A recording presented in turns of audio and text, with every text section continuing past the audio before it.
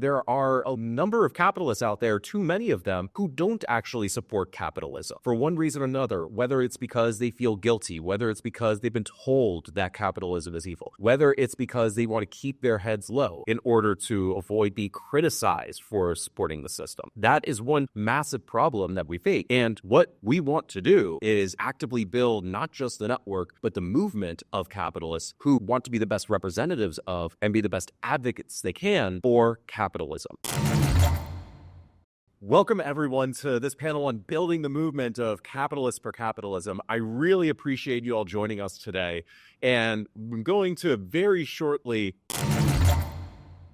Welcome, everyone, to this panel on building the movement of capitalists for capitalism. I really appreciate you all joining us today. And I'm going to very shortly in a moment introduce our amazing panelists that have been a part of Principal Business and Liberty Ventures all year, because we're still new organizations, only about a year and a half old. But I want to provide some context for this panel and why we organized this and why we're talking here at the Atlas Network Liberty Forum about building the movement of capitalists for capitalism.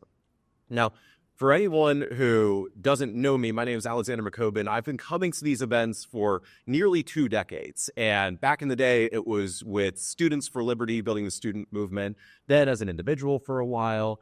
And now I'm really thrilled to be here with Principal Business and Liberty Ventures, because there are so many incredible efforts happening to advance the principles of a free society and capitalism around the world.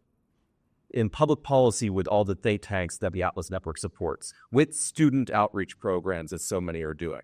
There are plenty of programs for journalists, for academics, for politicians to advance liberty. But for the longest time, there has been a gap in the strategy for the movement for how to advance our principles. And a pretty big one, I think, which has been to better engage business leaders in actually promoting the cause of liberty. Now, there is an interesting dichotomy to this, in that it seems like it should be natural for business leaders to support capitalism, because they are capitalists themselves. They are the ones who are actually engaged in value creation, starting businesses, running businesses, driving a capitalist system. But as I think many people here know, and as everyone on this panel knows, unfortunately, there are a number of capitalists out there, too many of them, who don't actually support capitalism for one reason or another, whether it's because they feel guilty, whether it's because they've been told that capitalism is evil, whether it's because they want to keep their heads low in order to avoid being criticized for supporting the system. That is one massive problem that we face and we ought to work on. But even for those who do support capitalism and are in business, oftentimes it's challenging for them to actually stand up for those principles, or for them to find others who share those values in actually working together, whether it's finding investors who share those values, finding the right partners, finding the right people to join companies and scale up. And what we want to do is actively build not just the network, but the movement of capitalists who believe in, want to be the best representatives of, and be the best advocates they can be for capitalism. And it is just my absolute pleasure to welcome 3 incredible individual business leaders who are doing this in different sectors here. And I'm going to invite them to introduce themselves in a moment. But first off, we have Jane Poynter, who is the founder and CEO of Space Perspective, a startup that is taking people to outer space via balloons rather than rockets. So bringing the entrepreneurial side of things to this panel. We've got Colin Greenspon from Narya Capital, who focuses on early stage investing, backing entrepreneurs like Jane and others out there.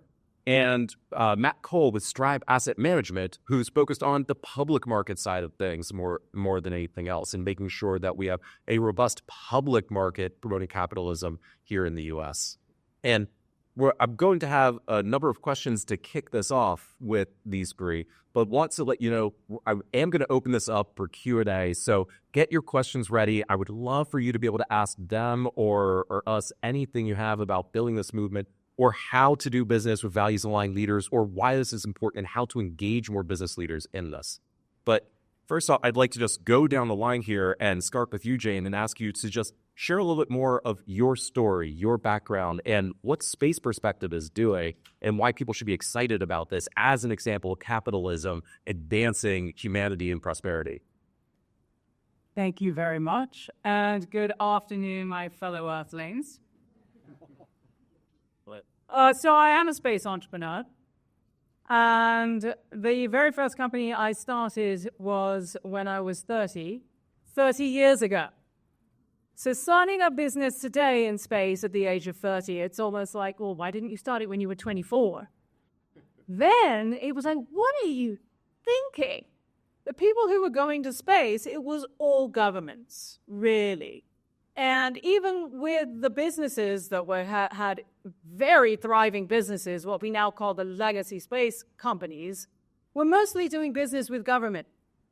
And we actually, for many years, argued about what is the meaning of commercial space.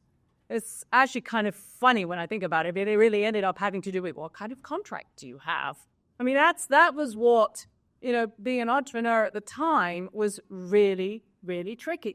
So the company I started was a company that has technologies now, life-critical technologies on every operating human spacecraft in orbit around the planet, including the International Space Station. So this is everything that keeps you healthy, happy, and alive in extreme environments like that. When we had experiments on the Mir Space Station, we had the very first commercial experiment on the International Space Station, which is pretty cool. And so the drive for this and other companies that I've started in the space economy has been about taking us all to space, about democratizing space. So you can think of us as part of the whole movement of democratizing various things, and in our case, it's democratizing space. And I could go on and on about my story, but for the sake of time, let me now leap forward a bunch of things that have to do with taking people to space that we've already done using a balloon, breaking the Rebel Stratus jump record, in case you remember that, where Felix Baumgartner jumped out. And always wanted to take us to space because every time I talk to an astronaut about the experience of going to space, they always talk about it in these profound terms, like this was a life-changing experience for them in many ways. And my co-founder and life partner and 35-year-long business partner and I wanted to be able to make space accessible to all of us to go, because I don't know about you, I don't really want to be in a really uncomfortable spacesuit jammed in a little tiny capsule put on top of a rocket and shot off to space. I would rather go with my beverage of choice very comfortably in a space lounge, carry it 12 miles an hour to space, and have that experience. This is our first product that we're bringing to market. Have that experience in a very gentle capsule. So Space Perspective is initially our first product is to take us all to space in this very easy, lazy person's easy way to go to space and be able to have that experience of seeing that. That's our first product. And so 6 weeks ago, we had our test flight of our very first capsule that we have now flown. It's a fully operational spacecraft that has gone through a full life cycle and a full flight profile. It carries 8 people and a captain. It is essentially automated, so it flies itself, we fly it from the ground. So we are going to be flying a bunch of them without people on board first before Richard Branson, my co-founder, and I will go on the first human flight in about a year, just a little over a year-ish. And so I'm going to show you a video because that will then give you a sense of what it is I'm talking about, because probably most of you are going, what are you talking about? And I think this video will give you a really good sense. And we do have one of our customers in the audience here. So Jerry, you get to see it for real here. And we do launch from the ocean and we splash in the ocean. So I'll stop there. And please play that video.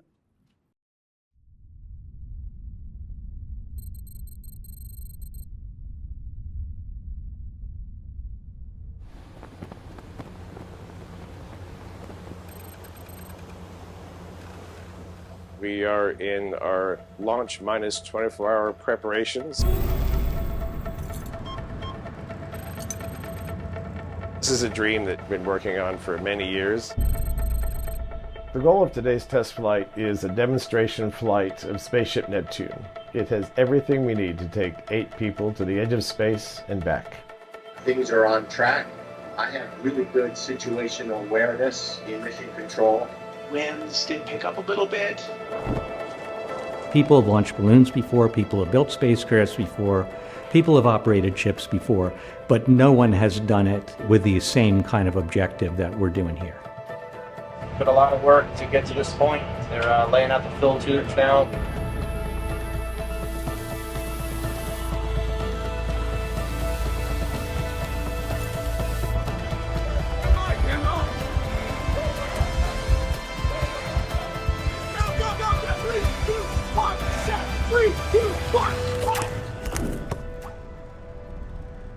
Oh my God! Let's go!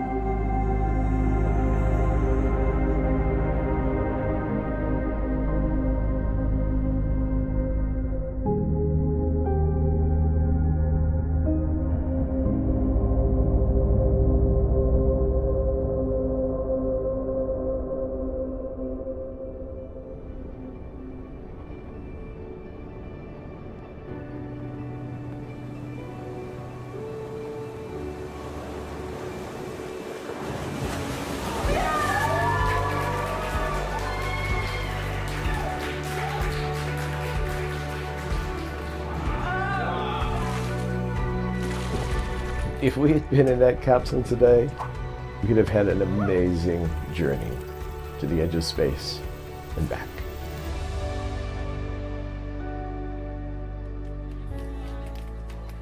I think changing humanity's perspective is one of the most significant things one can do in a lifetime. We are all on a small planet in the vastness of space.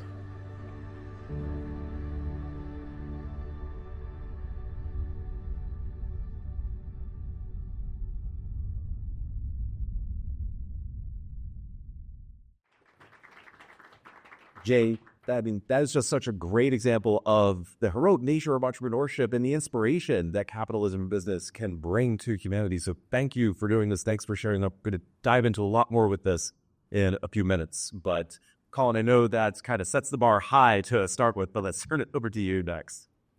Yeah, really inspiring and also feeling pretty relaxed after that Zen music. So really, really good. In a lot of ways, that sort of ties into why I'm so excited to be doing what I do for work. So I run a fund called Narya. We've been around since 2020, but I've been in venture since for about 15 years or so. And you know, when I first got into venture, there was a lot of serendipity involved in how that happened. But I was living in the Bay Area, and I had been practicing law and liked a lot of the work I did, but wanted to sort of do something a little bit more entrepreneurial. But unlike the other folks next to me here, I didn't have these ideas of something I was really passionate about or wanted to build myself. But I really felt that this idea of putting capital behind startups that were trying to solve really big problems was going to be something I could be useful at and really help out. And so I was lucky enough to get into venture, and I had we were a generalist fund and in theory could look at all sorts of companies. And all my other friends that were in venture in the Bay and all the sort of inbound pitches we were getting, these were like insanely boring companies. These were like business software companies for, make accounting slightly better, or a consumer app that is going to, distract from your day job for an hour, and maybe if it's really good for 10 hours. And it just felt wrong. I wasn't excited about it. I was in this industry where you can invest in anything. And there were these amazing founders all around, not just in the Bay, but they just weren't getting access to this like strategic risk capital. And I said, this is crazy. Even though everyone in the Bay is like all in on consumer internet and IT, we need to return venture to what the asset class started out doing, and that's like sitting upstream from like really important outcomes, whether that's creating real GDP growth, talk about capitalism, improving the quality of lives of Americans, and protecting our sovereignty. And so we spun out Narya. I started it with Vice President-elect J.D. Vance and Peter Thiel, and we really set out our own fund to just really focus on that. And the thing that is so fun about this job is we take a very macro approach to what we see as a big problem. And so we invest in companies that are trying to cure disease, but we have also invested in religion. We've invested in asset management, and we've invested in free speech as well. And so you can take a pretty creative lens as to what could be, what could a capitalist do? What are some categories that actually should have businesses behind them, like religion, where it's never been done before, and sort of just open that aperture a little bit wider. And it's been a lot of fun to do. And it's also, you're able to sort of look at this world through a glass half full lens and just be much more optimistic about the future. And that presentation was just a great case in point of why I love this job. Thank you, Colin. Yeah, Matt. Yeah. Matt Cole, I'm CEO of Strive, and Narya is one of the investors in Strive. So Colin and I have got pleasure to know each other well over the last couple of years. But Strive, myself, and one of the co-founders of Strive, Vivek Ramaswamy, saw a really large problem of epic proportions in America, and that was that the largest companies in America were turning away from capitalism. And that really happened over the last several years. It's hit a peak over the last one or two, and I think now we're at a point where the tides are turning, and being pro-capitalism is cool again. And so I think I hope we get to go into that a little bit later. But I started my career at CalPERS, the largest pension fund in America. I was a portfolio manager there in fixed income, and saw firsthand how money and investments were being used in ways that were actually working against the actual people that had their investments tied to these funds, whether it was CalPERS or a BlackRock or name your fund out there. They were pushing large corporations to constrain themselves, to reject capitalism. And you see this in statements where there was a business roundtable statement in 2019 where 181 CEOs of the largest companies in America said that American shareholder capitalism is outdated. They rejected the concept of shareholder primacy, which is the concept that if you're trying to make money, if you're a for-profit business, that you're ultimately first in service of the shareholder. They rejected that. And I'm sitting at CalPERS. People all over the country saw this from different perspectives. Vivek saw it from a different perspective and said, not only is that wrong, not only is it a fiduciary violation, it actually threatens American exceptionalism. And what makes capitalism great, what makes this country great, and the innovation that it drives and the better returns to investors. So we set out to tackle that, and we saw a massive opportunity that if we were unapologetic of what we stood for, capitalism, excellence, innovation, meritocracy, and we just said, these are the things we're standing for, and we launched in 2022, when those things were not cool. You stood for meritocracy, you're standing against DEI. You stood for capitalism, you're standing against oftentimes ESG.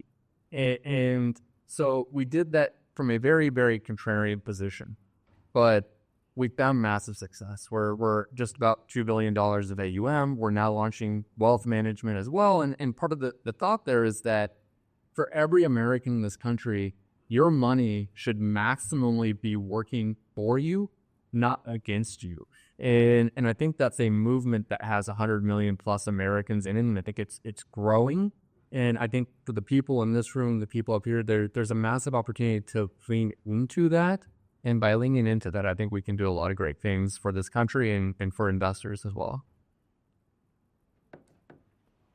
So I actually want to start with something you just said there, Matt, and ask you to answer and then open it up to either of you two, Colin or Jane. But you pointed out that capitalism was uncool, and that might be changing, but there were certainly a lot of business leaders who either did attack capitalism before explicitly or weren't willing to defend it, not just in the public markets, but in the private markets as well, and talked with a lot of those, and that was part of the impetus for starting Liberty Ventures and Principal Business as well. I'd love for you to expand on why that was before, why that is something that has developed in the last few years, and why you think that you're seeing such a positive response to Strive's reaction to that and being explicit for the values you stand for, be pro-capitalism. Yeah. I think the anti-capitalism movement has been around for decades. I think the great financial crisis really set a fire on those tailwinds to standing against capitalism. You saw it with the Occupy Wall Street movement, and then you saw it and when you would talk to business leaders, and this is something I saw, whether it was a business leader or just fellow portfolio managers at CalPERS, which is the most left-leaning financial institution in America. I would talk to them behind closed doors, and the most common thing I would hear was, I love capitalism, but I can't say that. And so when you see something like that happen, regardless of what you're talking about, where people believe one thing behind closed doors, but they say something different in front of an audience, that's an opportunity, because that shows a house of cards. And so I think what they were trying to do was they were under the impression that the younger generation was not supportive of capitalism and that you had to make these statements, whether you agree with them or not, bend the knee, otherwise you would get rejected. And you saw just an example of that where people started standing against it, like Brian Armstrong, the CEO of Coinbase in 2020, where he was asked to make statements in support of, so left-leaning social movements, and he said no. And he didn't say no because he personally disagreed with it. You probably did, but he didn't say that. He said, our mission as a company is to be the best crypto company in America. And when you're at this company, we are going to work together to promote that agenda. Do whatever you want on your free time. You want to support that. You want to stand against it. But here, that's not what we're doing. And he got blasted in the media because that's when it was contrarian. And it was, oh, your employees are going to leave. I think it was 3% of his employees that left. And I think that showed right there that this is not something that there's a mandate where CEOs have to stand against it. And because you saw people behind closed doors saying they didn't agree with it, I think that's how we now are starting to turn the tides and can now, I think, amplify this in the opposite direction. I think the American people have spoke pretty clearly on this. Yeah, I mean, the only thing I would add is just from an investor's perspective, it's what we're supposed to be doing is finding entrepreneurs that have some hidden insight, and they're either seeing around the corner of how markets going to evolve and they're going to do something unique and very new, or maybe even start a completely new category.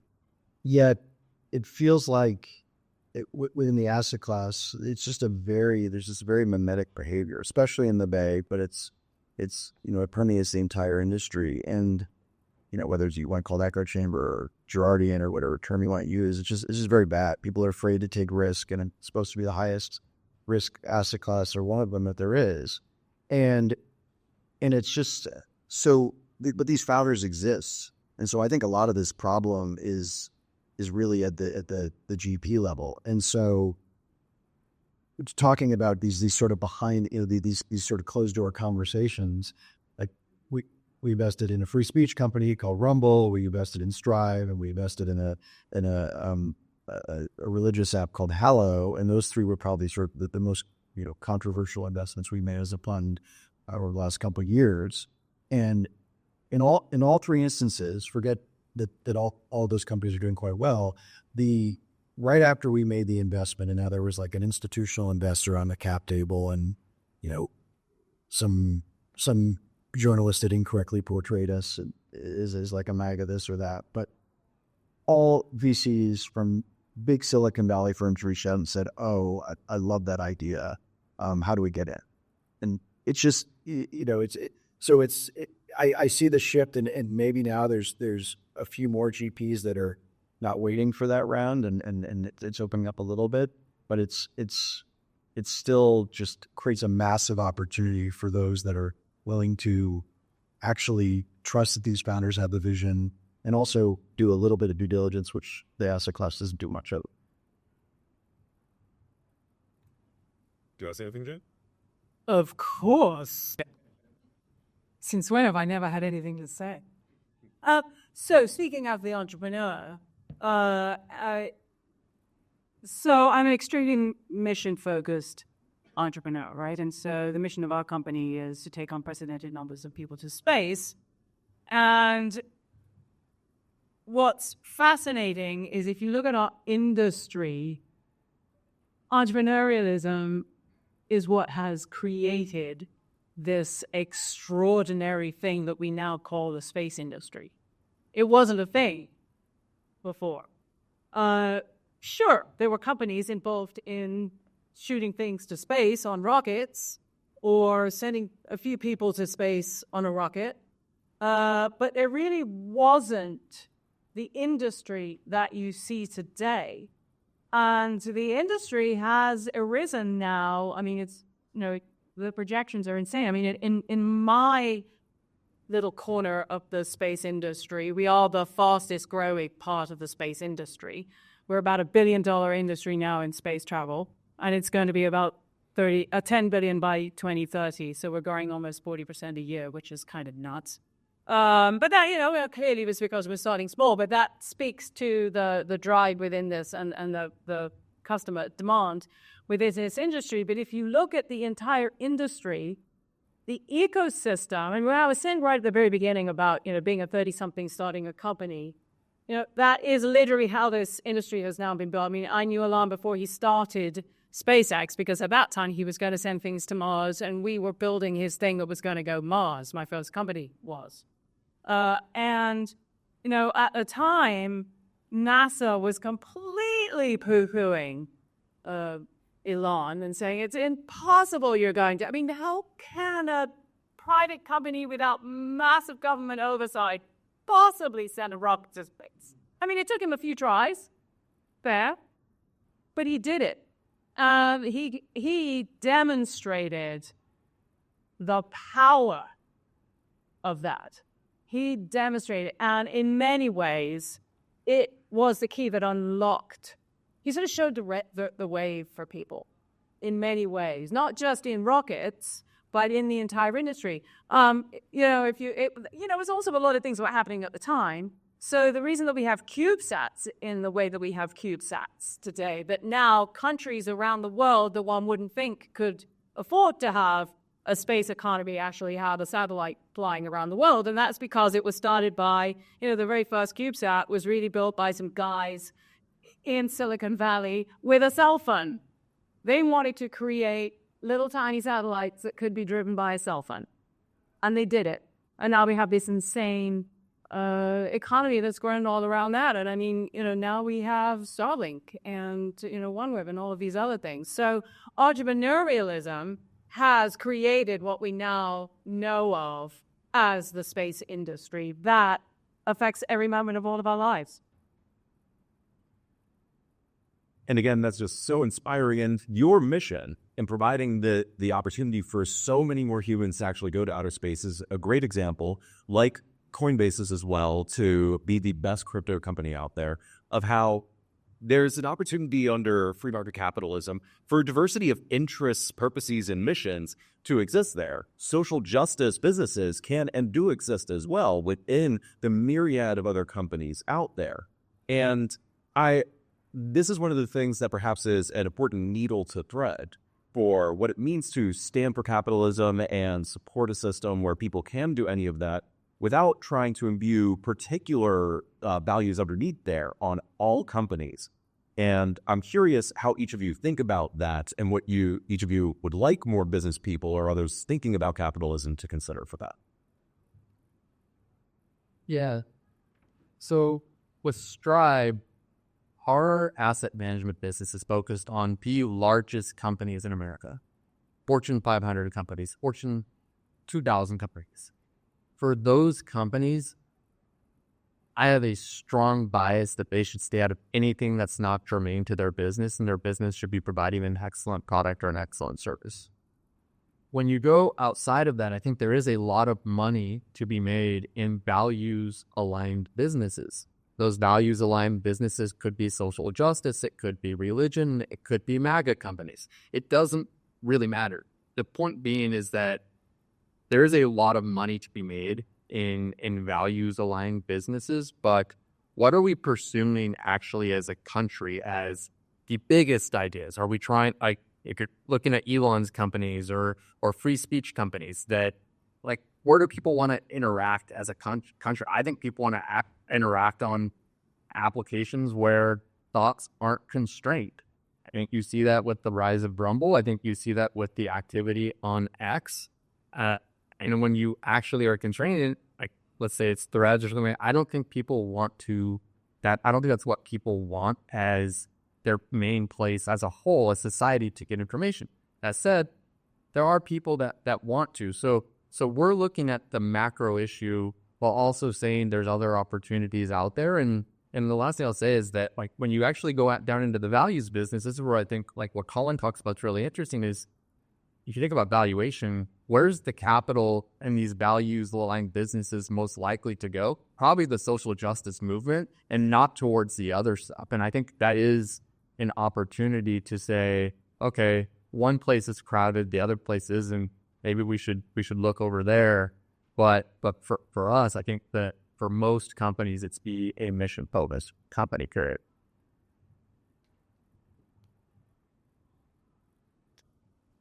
So as a brand, because we are building a lifestyle brand, actually, ultimately, as a brand, we're taking people to space to have this extraordinary experience that astronauts have. And I have personally had a similar experience of being inside a biosphere for 2 years, which ends up in a very similar kind of perspective. And it gives you a perspective of, at a very sort of visceral level, really understanding that we are indeed a singular human family that does inhabit a planet that is hurtling through space. And that affects people in very many different ways. And it's fascinating to talk to people. I have now spoken to a lot of people who have been to space in one way or another. How does it affect them? And it seems to affect people in sort of like these clusters. Some people connect very deeply and profoundly with the biosphere that we inhabit, all of the other citizens of this planet. Some people connect very profoundly with humanity on the planet. Some want to go further.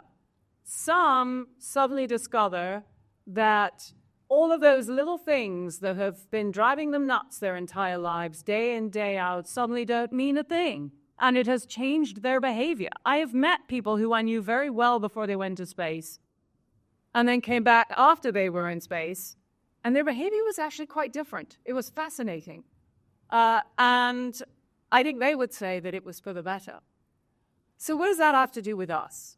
So we're giving people the opportunity to go to space and have this extraordinary experience. And at a personal level, it's tempting to want to kind of like try and put thoughts in people's brains and say, this is how you could be thinking about this. But it's not our job to tell people how to think. It's not our job to tell our customers how to think. What it is our job to give people this extraordinary experience and then have them embrace that experience in whatever way, whatever Rorschach test emerges for them. And it's deeply empowering for us as a business to be able to do that. And it inspires our entire crew who work on this mission to do that as well. Because at the end of the day, we're changing people's lives. You're here, Colin. Yeah, I guess maybe one good example from our portfolio is this company, Hello. If you think about it in its simplest form, it is a consumer app, and as I said, I'm pretty bearish on consumer. But if it's a special vertical, it's a unique moment in time. We will do deals like that. And what are the tricky things about religion? I guess in some ways it's this taboo topic. You're not supposed to talk about at a dinner table. And so, like, how are you going to actually, like, a startup that's focused on religion? But then sort of there's this sort of second level issue too. It's like, well, how can you do religion and also actually make money? And how does that create conflict where you're sort of you're selling this tool for people to get closer to their faith, and how does church, how does the church feel about it? How do individuals feel about it? And our advice was always very mission-driven founders. They all met at Notre Dame. And the advice was, if you want this to be a true business, you got to run it like a business. And that's going to allow you to hire the best talent, and that's going to allow you to then make the product as good as possible. And that's going to allow you to really delight your users and let them take whatever they can out of the app. And by doing that, the company is growing in a very nice clip. But the product is actually so compelling to a lot of different people. It's actually not just Catholics that use the tool. It's other Christians, and I think it's about a third of folks just identify as atheists because they think the content, the organ music, they don't do sort of Bible of the year or anything like that, but the organ music is just much more beautiful to meditate to than hearing someone Calm or Headspace or Peloton for some robotic voice helping you meditate. And I think so that this company's become even bigger than we thought it might be in the early innings, because they really focus on, this is a business where we're going to listen to feedback from the church. We're going to listen to feedback on what these potential conflicts could be, but they really trusted their gut on really not worrying about that this is the first company kind of doing this. And it's sort of gotten rid of all these issues by itself. So last question for me, and then we're going to turn it over to the audience. But I want to kind of get to the main point that I really want each of you to convey to everyone here. We're in a room full of people who are committed to the principles of liberty and capitalism as well. Some of them are in business or have been, some of them are not.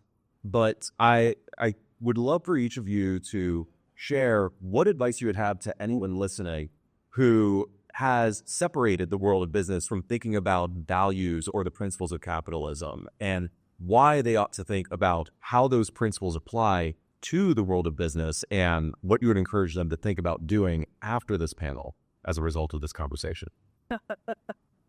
Well, Jane, do you want to go first? oh, hell no. That was a very big question. I got to think about that one a minute. I'll kick it off, but I think we obviously have a very values-aligned audience here of people that support capitalism, support liberty, and I think that's a very powerful thing. But if it stays in this room, it's near worthless. And so if nothing else, pushing others to embrace, accept, and not just say what they believe behind closed doors, but in the past 4 years ago, if we were having this conversation, I would say, if you're ready to be fired, tell them what you really believe.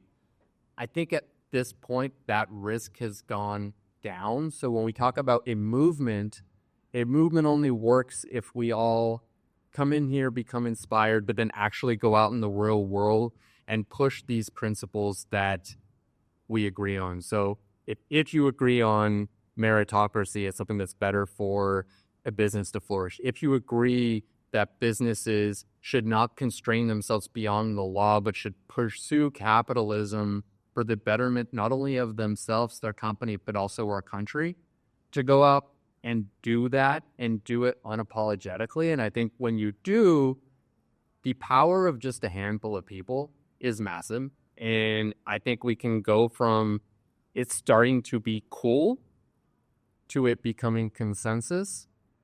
And I think if we do that, our country, our businesses, our investment portfolios are all going to do very well over the next years. And I do think these next years are very important and not really part of this conversation, but because of AI and how that's going to be moving things much faster, I don't think that we have time to wait and be passive or lukewarm. I think the time's to be bold and push capitalism and liberty out to the masses.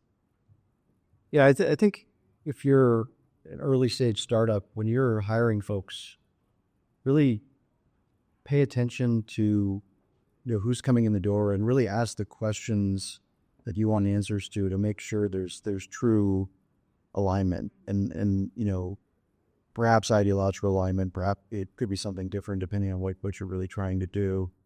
And because a lot of the best companies that have been founded over the last 20 years. There have been founders and early employees that have been slightly right of centering their ideologies and had a little bit of a chip on their shoulder around sort of, what was going on in DC and other places, and what sort of more, big tech was doing.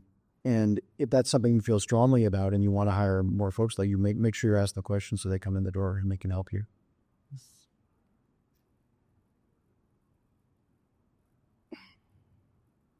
I'm first and foremost an entrepreneur.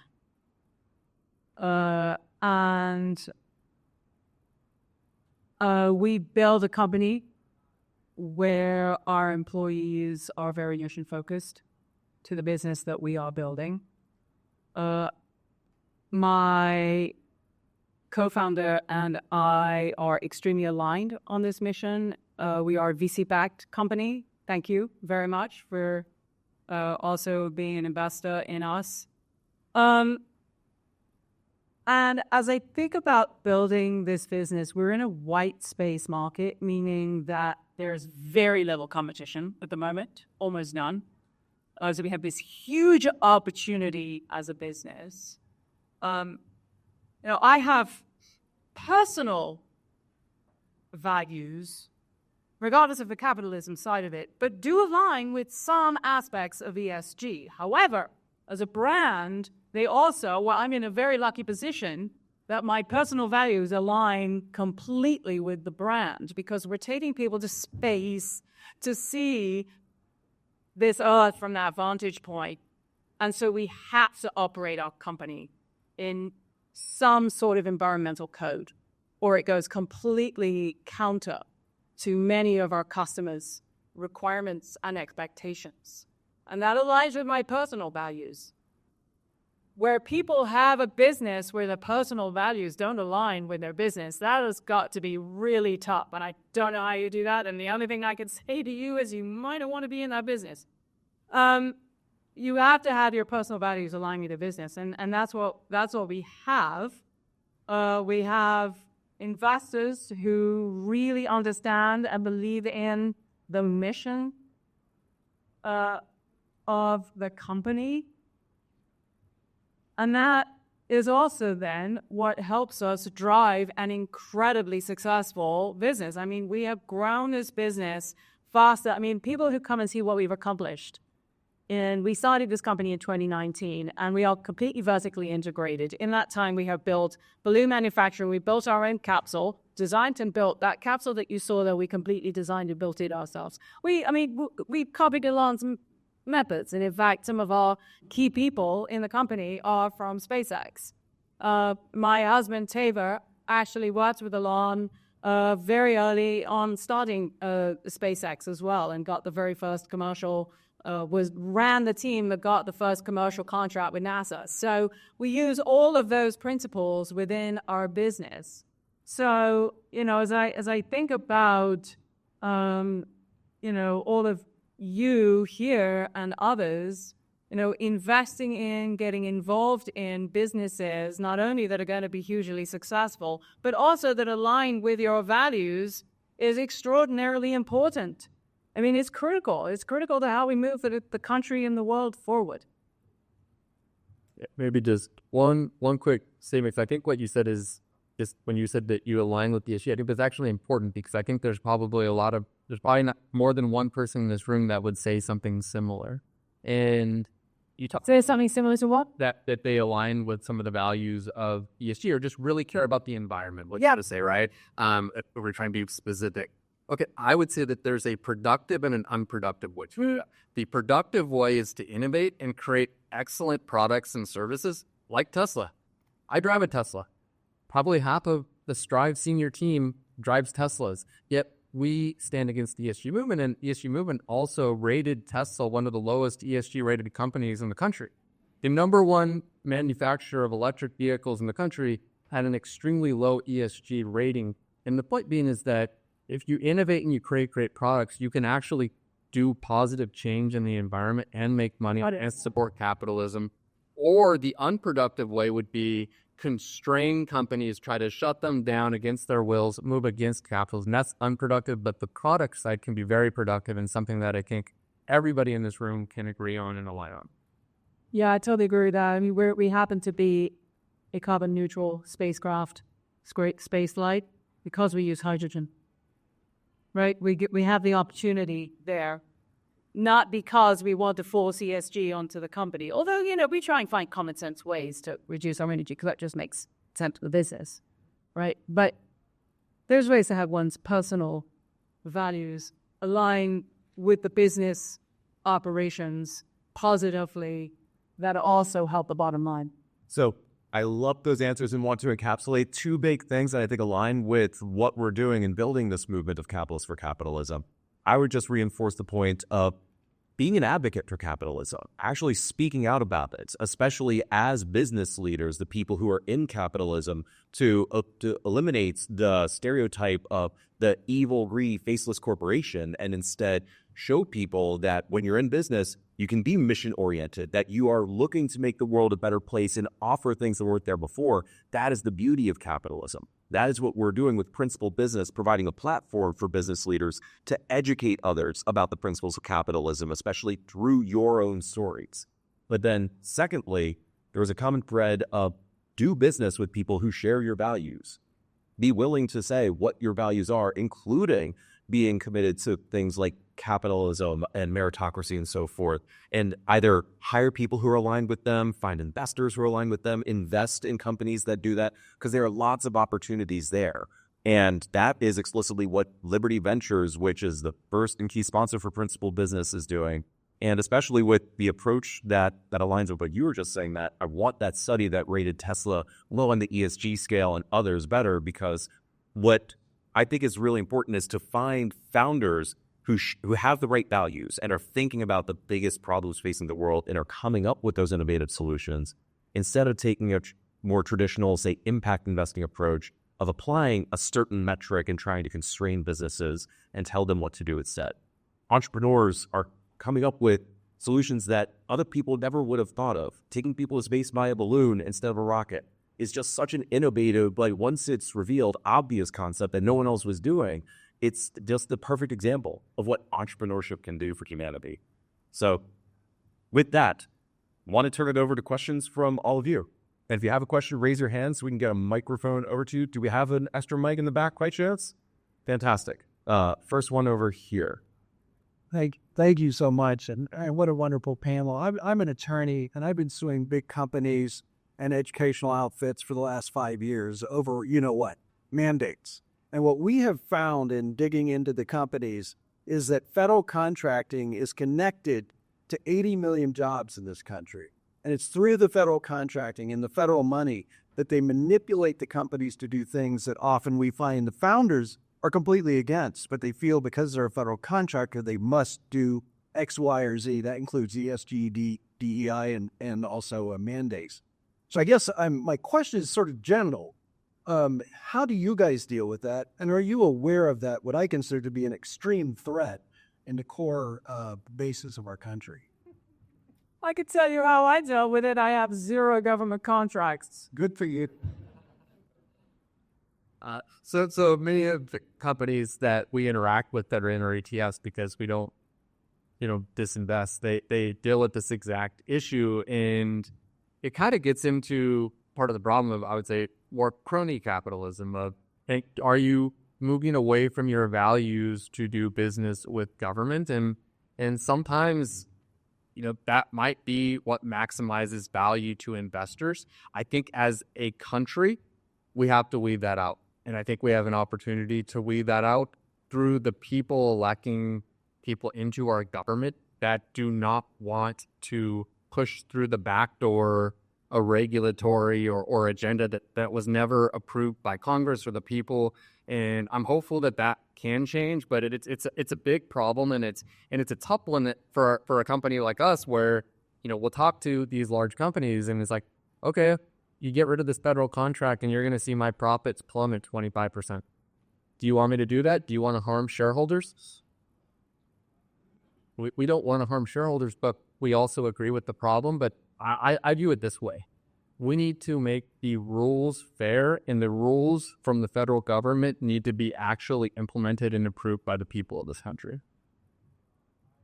Yeah, I guess I would just say I think we're at an interesting moment in time now where maybe perhaps we're all a little optimistic about with Doge and some of these other projects working on some of these issues.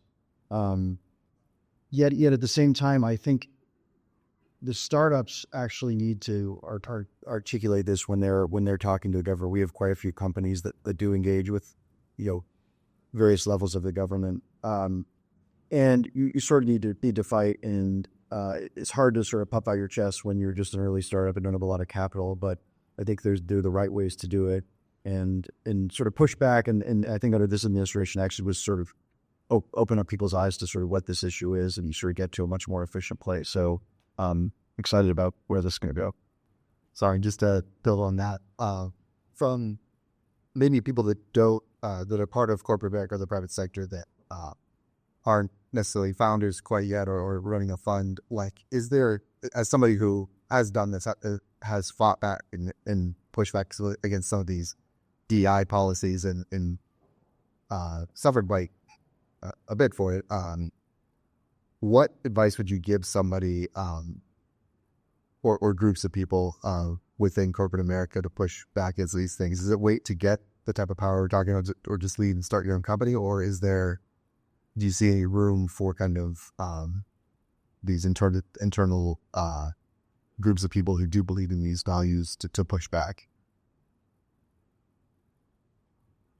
I think the question is, what can people in corporations do right now? So I think the first question to ask yourself is, how far are you willing to take it? Are you willing to take it to a place where you're okay if your job was terminated? I don't think that's very likely, but I think you have to assess your own personal situation. But if, let's just say you were looking at a smaller way, I think the most productive way is to look at data, actually. Like, what does data actually say? Because when you look at the DEI policies, almost every single one of them will point back to the exact same thing. It's a set of McKinsey studies. And these McKinsey studies, you name your statistical flaw and they have them. And so you could, Strive has it on our website. We have a whole white paper that lists this out. There's also now academic research that lists this out. Bottom line is that there's correlation versus causation issues. The p-value was not less than 0.05. There's overlapping time series data. And so you would say, if this is the data that you're looking at, what the data actually says is there's no correlation between diversity and performance.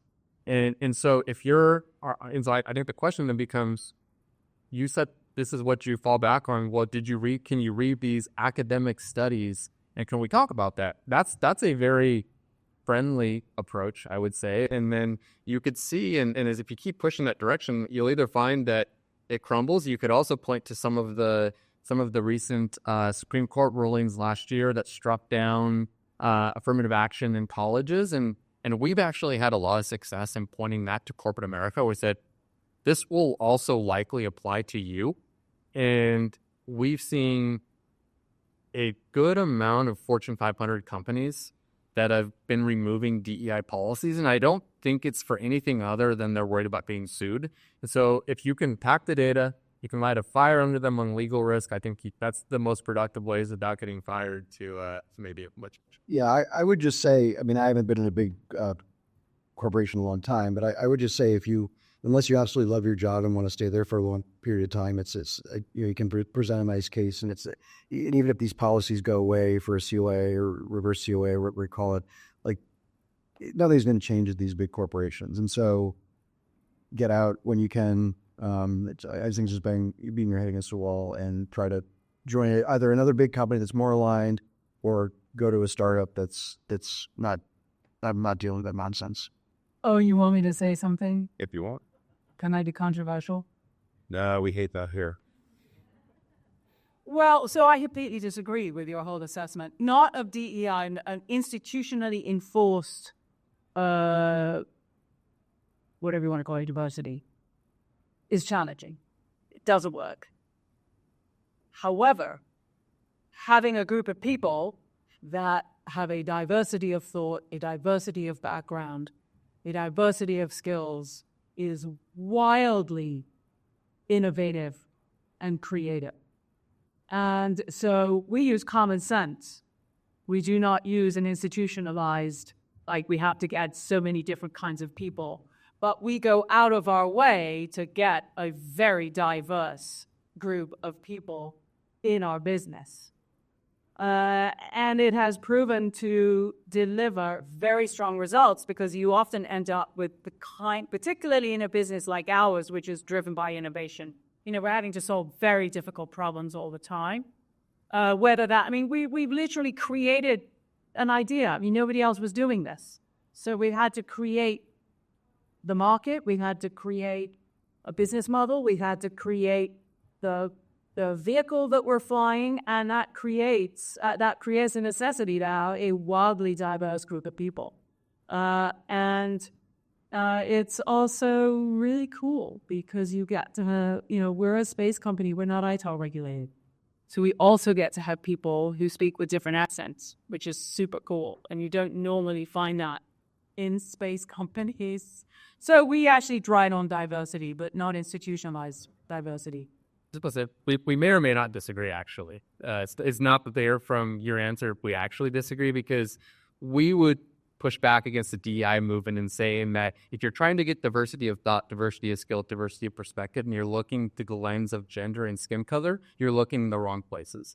And so what we look at is, are there actual diversity of thought? Are there actual diversity of skill sets? And you could theoretically have 10 people that are all white males that have very diverse backgrounds, very diverse skill sets, very diverse thoughts, or you could have the most diverse melanin and gender composition possible, and you can have the most aligned thoughts that you could ever find. You could construct both of those people, those groups in this country, and I think both would set up for failure unless you're actually getting the right kind of diversity, which is thoughts and skill sets. Good conversation. Thank you very much.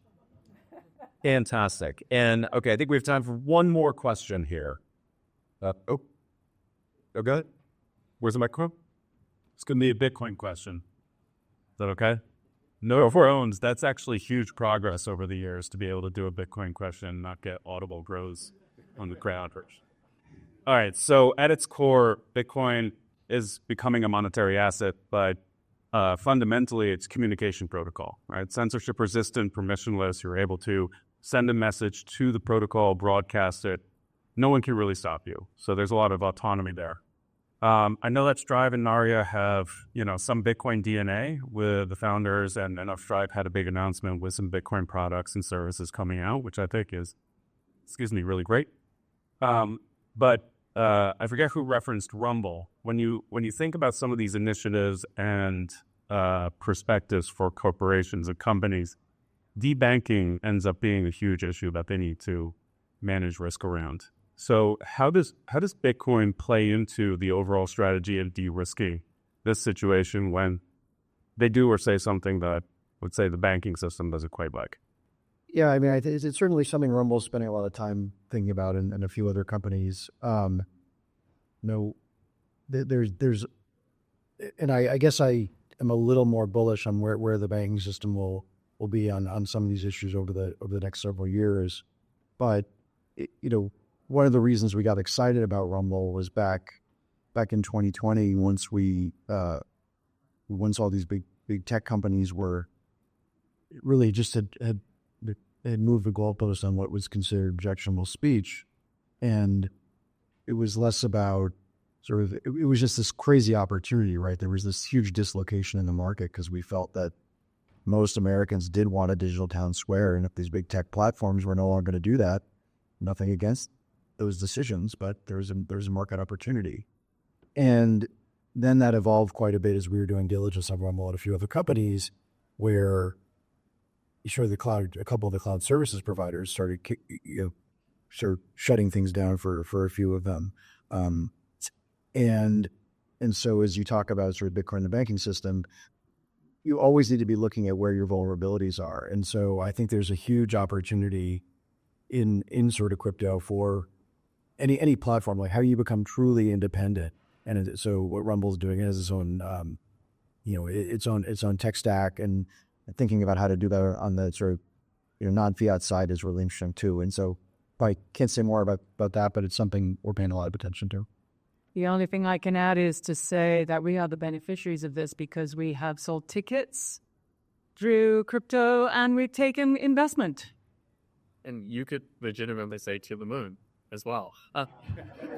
Absolutely.